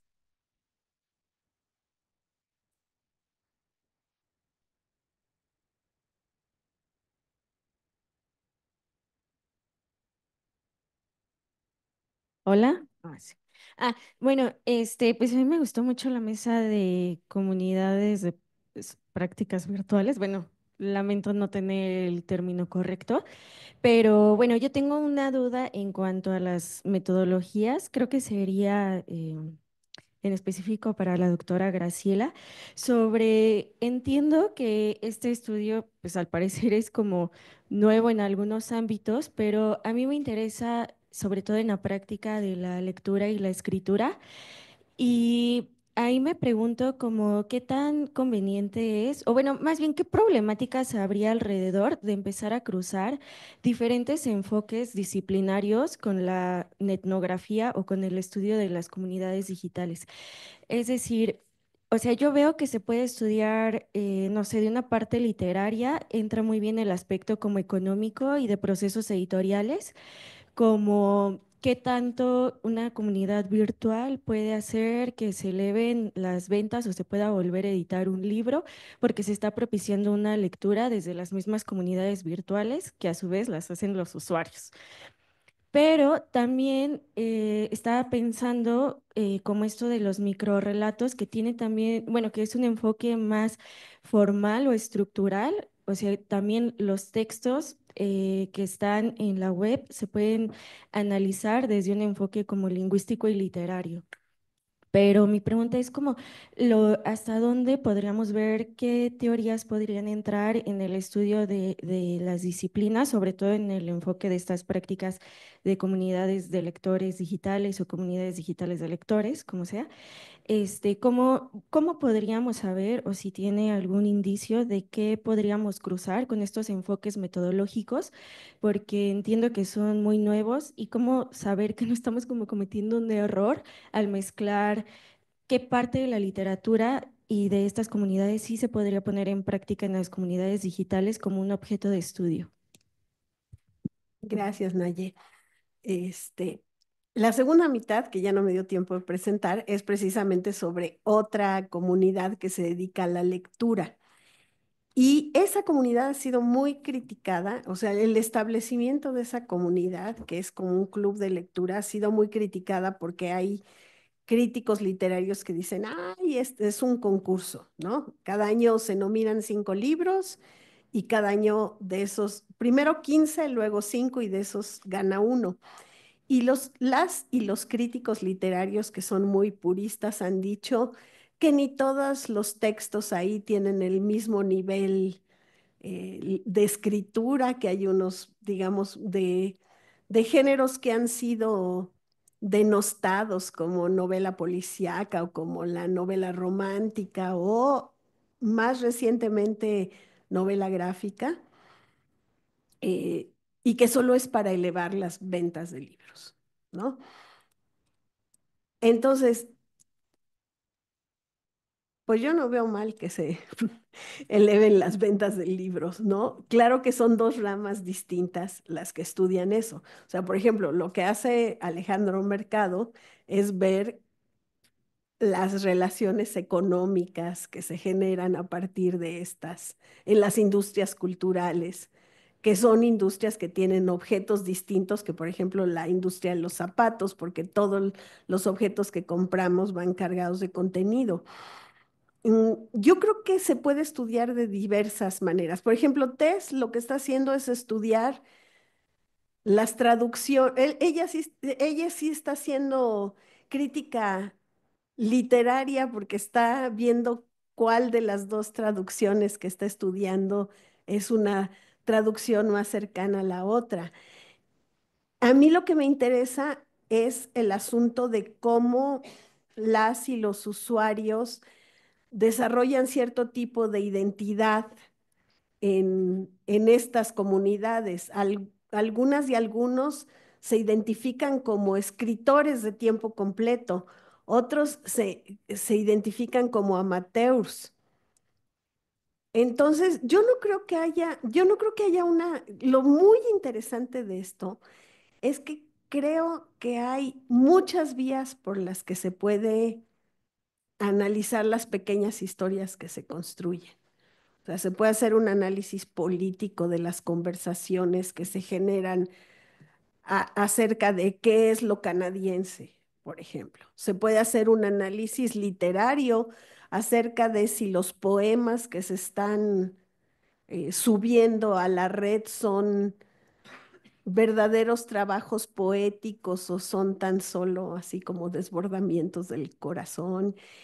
Se puede estudiar esto muy interesante que está haciendo Sanda, que es ver en dónde se genera la intermedialidad de cierto tipo de discursos y si la palabra solo está ilustrando a la ilustración, si la ilustración solo está ilustrando a la palabra o si de verdad hay un tercer objeto único. Entonces yo creo que por eso estamos muchas y muchos, desde las y les muy jóvenes hasta los más viejones, fascinados porque de verdad se abre un espectro amplísimo, ¿no? Para estudiar. Y sí se puede hacer crítica literaria en el sentido de eh, lectura cercana de los textos, ¿no?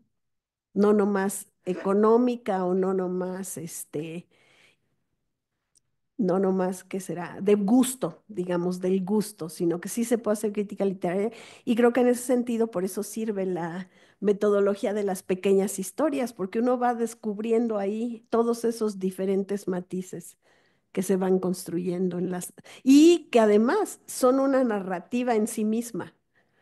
O sea, todo el diálogo, por ejemplo, se podría hacer una poética a raíz de todo el diálogo de lo que se considera literatura, lo que esta comunidad considera que es literatura. O sea, ese sería otro trabajo, se podría llamar la poética de Canada Rights y qué se considera la literatura, ¿no? En fin, no sé si contesté o no. Muy bien. ¿Alguien más?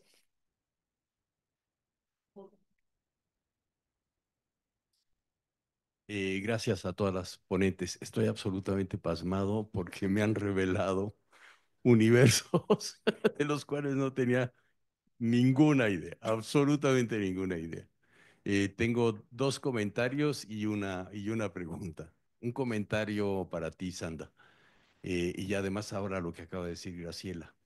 El primer, no sé, te podría interesar en algún momento. Esta construcción del icono texto, eso tiene un antecedente en la poesía visual brasileña de los años 60. Y todavía hay algo bastante más atrás. La enciclopedia de Diderot y de D'Alembert, las 1312 láminas que tiene o algo así, todas esas láminas están concebidas no como una ilustración de los artículos de la enciclopedia, sino con un valor por sí mismas. Entonces, no es una obra divorciada entre texto e imagen, no, por el contrario, es la primera vez que, por lo menos en nuestra cultura occidental, se ensaya el hecho de construir la imagen yendo más allá de la mera ilustración de la palabra, ¿no? Entonces, sí, tú, el universo en el que estás nadando, yo me asfixiaría en 2 segundos o me ahogaría. Hay una cosa que me ha llamado la atención, que todos los textos que están escritos no tienen puntuación. Es como si fuese un flujo de conciencia. Pero claro, para una gente de mi generación, te lo digo claramente, eso es una pérdida terrible porque la puntuación en cualquier idioma es respiración. ¿Me entiendes? Entonces, eso me llamó mucho la atención. No estoy culpabilizando a nadie, etcétera. Pero si tuvieras una posible explicación de por qué no hay puntuación en esos textos, ¿es una falta de conocimiento o yo creo que está obedeciendo a motivos que no alcanzo a ver? Y la pregunta para ti, Graciela. Entre la forma tradicional, un escritor que acude tradicionalmente a un editor y todo lo que puede suceder, ¿no? Desde que te lo acepta, tarda meses o años. Yo tengo un libro en el fondo que tardó 10 años en aparecer, por ejemplo, ¿no? Eh, entre esa forma tradicional, ¿cuáles son las ventajas y desventajas de esta nueva forma de construir comunidades? O sea, para un escritor que recurre a una comunidad literaria en donde va a presentar un manuscrito, le van a hacer comentarios, etcétera, etcétera. ¿Cuáles son las ventajas y cuáles son las desventajas de esa nueva forma de conseguir que escribes un texto y finalmente lo consigues publicar, sea de manera impresa o sea de manera digital? ¿Quieres ir tú primero? Voy. Ok. Pues, eh, para empezar, pues, qué bueno que ahora ya vas conociendo el mundo del fanfiction. Sé que es un mundo muy amplio. Respecto a la puntuación, pues creo que obedece a muchas cosas que pasan dentro de la comunidad del fandom en general, porque hay gente muy joven que pues puede ir desde gente que tiene 11 años, 10 años, que se están introduciendo a estos universos y que empieza a escribir y a hacer sus propias producciones o que empiezan a dibujar, etcétera. Entonces, pues como sabemos esa edad, pues a lo mejor pues no tenemos mucho conocimiento de cómo manejar todos los signos de puntuación. Pero también creo que obedece a la manera en que como mencionabas tú, cómo se mueve en estos mundos, porque como podemos ver en los títulos, no suele haber puntos de, bueno, algún símbolo, coma, etcétera.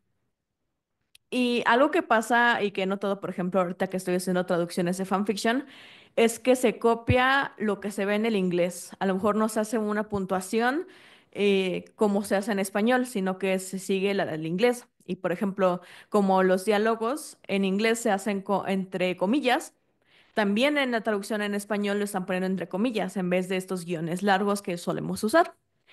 Entonces creo que no solo es parte de que muchas personas en estos fandoms son jóvenes, sino que también se está haciendo una clase, no sabrá si llamarle norma, porque realmente es muy diverso este mundo, pero hay ciertos patrones que se siguen definitivamente. Eh, Hay nada más rápidamente del icono texto, pues sí, o sea, bueno, creo que el texto y la imagen que pues están como conectados son como tan antiguas como la humanidad misma, o sea, pienso como en los bestiarios medievales o así, o sea, hay muchas ajá, muestras de estos iconotextos. Lo que yo refería en mi ponencia era más bien como al acuñamiento del término en sí, iconotexto, que es de este autor, Peter Wagner. Pero, o sea, sí, o sea, esto es rastrable como a desde siempre. Y bueno, y en redes sociales es como muy interesante porque siento que sí podemos hablar de muchos iconotextos, pero también creo que hay muchas cosas que usan texto e imagen que no son iconotextos y por eso siento que tampoco es tan aplicable. O sea, pienso como en los memes que, o sea, se están como retomando y recirculando constantemente a través de diferentes usuarios que usan como el mismo formato del mismo meme y pues entonces ya no sería como tanto un icono texto. Bueno, yo pienso. Este, ay, y si me permiten agregar a lo que le decían a Tess de la puntuación, siento que también hay mucho estigma en torno a estas comunidades que escriben fanfiction, sobre todo a las que escriben fanfiction en español, porque en inglés ya está un poco bastante profesionalizándose el fanfiction y todas las producciones de fandom en general. Y en español, digamos que no tanto, y sí hay como un... Ajá, o sea, en inglés suelen usar mejor ortografía que en español. Y bueno, y pues esto pues nos habla mucho pues de nuestros contextos y así, pero justo esto se usa como un argumento para devaluar estas producciones que pues también son pues interesantes y valiosas. Y ya. Fíjate, Nacho, que lo que pasa es que yo creo que este asunto de las revisiones y etcétera funcionan más bien como un taller literario, ¿no? Toda esa parte de quién me revisa mi texto, quién estoy atorada porque mi personaje tiene que hacer tal cosa y no sé para dónde irme. O sea, esa es una vía que funciona como un taller literario. Pues tendrá la ventaja de que quien nunca en su vida haya estado en un taller literario puede ejercerlo aquí, ¿no? Finalmente uno cuando está empezando a escribir los talleres son sensacionales o pueden ser devastadores, ¿no? Igual, pero cuando son, claro, pero si son de buena fe, pues siempre ayudan, ¿no? Simplemente escuchar los textos o leer los textos de alguien más y darte cuenta que no andas tan perdido. Entonces, en esa parte funciona más bien como un taller. Y esa sería una ventaja. Pues mira, desventaja, desventaja, por ejemplo, para quienes son inocentes y caen en manos de estas prensas abusivas. Y yo pienso que esas personas en realidad no desean su profesionalización como escritoras y escritores, porque quien desea su profesionalización, por supuesto, en Canadá, yo qué sé, suspiraría porque lo publicara Nancy o alguna de estas editoriales que han acogido a las y los más grandes escritores canadienses, ¿no? McClellan and Stewart y así. Bueno, y yo abusando de que quiero hacerle una pregunta a Whitney.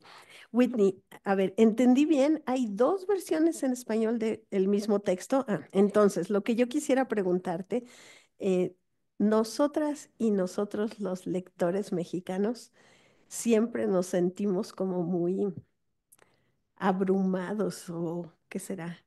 Eh, violentados por las traducciones que son hechas en España, porque son muy localistas, ¿no? Bueno, no, Oscar no anda por aquí, pero alguna vez que le di a Oscar una traducción de una cuentista canadiense que ahora es innombrable, aunque se ganó el Nobel, me dijo, esta traducción lacera mi alma. Pues porque están en medio de la nieve y hablan así, ¿no?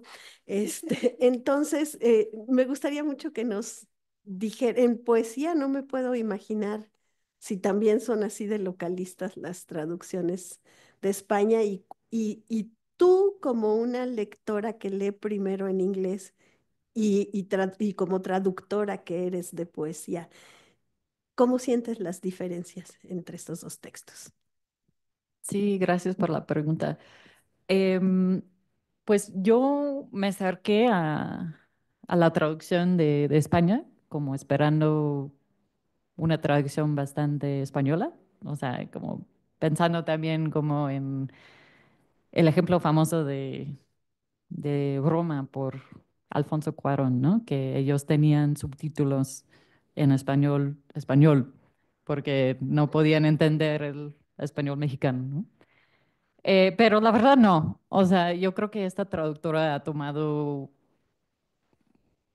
o sea, le ha dado mucha atención para que la traducción sea bastante, em, pues no tan regionalizada, em, pero igual tienen, o sea, política distinta, ¿no? Porque simplemente viendo el título, una lírica estadounidense y una lírica americana. O sea, hay un mundo de diferencia en este subtítulo, ¿no? Que este libro dice que, pues, básicamente se trata de Estados Unidos y la situación en, bueno, mi país natal, mientras esta traducción, pues, en el marco y yo creo que también en la traducción realizada por Yolandi, pues, están intentando y yo creo que lo logro, como em, pues, remarcar el proyecto de Rankin como algo que tenga relevancia para todos, ¿no? Y en el hemisferio, pero más allá también. O sea, como la racialización es algo que afecta a todo el mundo. Y me interesa la manera en la que pues yo sigo a Quijano y Wallerstein, que ese concepto como nació en América con la colonización aquí y como el comienzo del mundo pues moderno, como un sistema interrelacionado. em, y por eso me parece bastante interesante el marco hemisférico, pero igual yo creo que, pues, como vimos, hay traducciones en Portugal, bueno, en España y, bueno, en Italia y otros países, ¿no? Como este libro ha recibido muchos premios en Estados Unidos, ahora ella es muy famosa y viaja por eso, ¿no?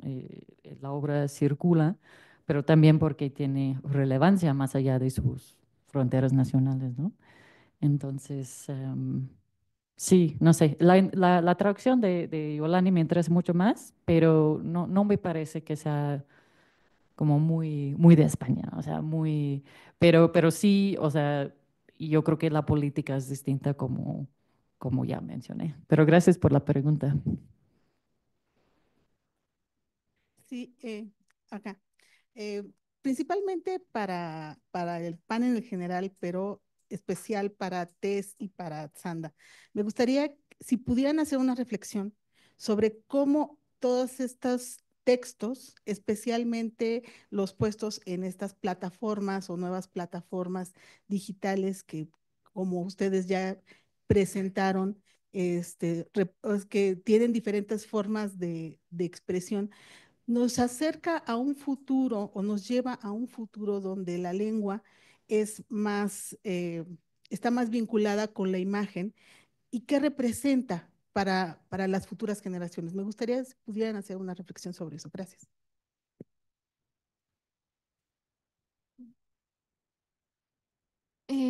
Gracias por la pregunta. Pues, bueno, pues lo que pasa en redes sociales está siendo muy interesante. Em, lo que dicen la mayoría de los teóricos es que sí está habiendo como un cambio en la comunicación. Y yo creo que todo el mundo lo podemos sentir, ¿no? Que ahora somos más visuales, y que no sé, igual y ahora nos cuesta más trabajo leer un libro de 500 páginas, que, pues no sé, ver un video de TikTok de, no sé, de medio minuto, ¿no? Entonces, yo creo que para el futuro, o sea, a menos que haya un apagón tecnológico, que nunca hay que descartarlo, pues, yo creo que sí, o sea, que sí. em, Pues sí, implica, bueno, va a implicar como cambios en nuestro modo de relacionarnos con nuestros productos culturales y los productos culturales que estamos como favoreciendo, que ahora es como mucho más lo visual. Creo que, bueno, pues no sé, ahora es como muy popular pues el cine y las series y así, pero no nada más eso, ¿no? También ha habido como un gran auge en producciones de novelas gráficas o, o así, pero no siento que eso sea malo, o sea, bueno, siento que la cultura escrita nos va a seguir acompañando por siempre, pero, o sea, no creo que cambios en nuestro modo de comunicarnos sea como, ajá, no creo que sea malo, siento que solo es distinto y siguen pasando como muchas cosas interesantes ahí, como lo pudimos ver en esta mesa. Bueno, primero que nada, muchas gracias por invitarnos a esta reflexión. Y pues personalmente siento que es algo que ya se había visto antes en el sentido de que antes no se leía mucho, era muy visual todo, por ejemplo, con los códices de Mesoamérica, las personas aprendían los mitos por las cosas que veía o por la tradición oral. Siento que es algo que se está pasando mucho actualmente, porque las personas actualmente aprenden cosas también de podcast, que son gente hablando, y la gente solo escucha o ve, o como la Sandra mencionaba, todas las series, las películas, es muy visual y auditivo. Y pues parece como que estuviéramos volviendo a inclinarnos hacia esto visual que a la parte lectora, pero también creo que nos va a seguir acompañando la parte escrita, como decía Sanda. Simplemente que, pues sí, son diferentes maneras de, de comunicarnos, de seguir aprendiendo. Y si soy sincera, la verdad es que siento que ahora se hace este estigma de que lo visual puede ser malo, de que ahora las personas o la gente no presta atención porque no sabe leer o porque no lee tanto, dependiendo también, a lo mejor eso hasta te da un estatus académico el cuántos libros leas al año. O depende también de lo que consideres una lectura que sea lo convencionalmente bien visto, una buena lectura. Porque, por ejemplo, con el fanfiction muchas veces no es como que no se cuenta que eso es algo que estás leyendo o un libro como tal, sino que simplemente es algo que está ahí y no se, a veces, muchas veces no se dice que estás leyendo fanfiction por este estigma que existe. Entonces, creo que simplemente son otras maneras en las que estamos manejando tanto lo visual como lo escrito. Gracias. ¿Puedo agregar otra cosa? Eh, principio, cuando empezó como todo el auge del internet y así, se hablaba mucho de la democratización del conocimiento y todo esto. Creo que ahora hay que ser como un poco más vigilantes sobre lo que está pasando en internet, porque estamos viendo que justo está haciendo al contrario, porque pues ya no nada más como las empresas están pues metiendo cada vez más su presencia y así, sino también pues como figuras políticas como, bueno, ya sabemos quién, este, pues están como regulando lo que se comparte en internet y cómo se comparte también. Entonces, no sé, creo que estamos en un momento, no sé, en inglés es como turning point, donde, no sé, creo que se va a definir como qué va a pasar con todos estos espacios en estos tiempos. Y ya.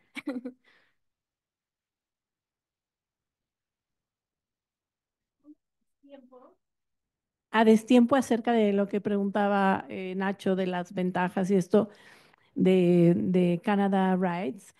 Recordé, Graciela, la entrevista que le hiciste a Silvia Moreno García, García Moreno o Moreno García. Bueno, esta escritora mexicano-canadiense tenía sus novelas, algunas habían sido súper exitosas en México, tenía muchos libros publicados en Canadá, en Estados Unidos, y sin embargo en Canadá no era conocida donde vivía.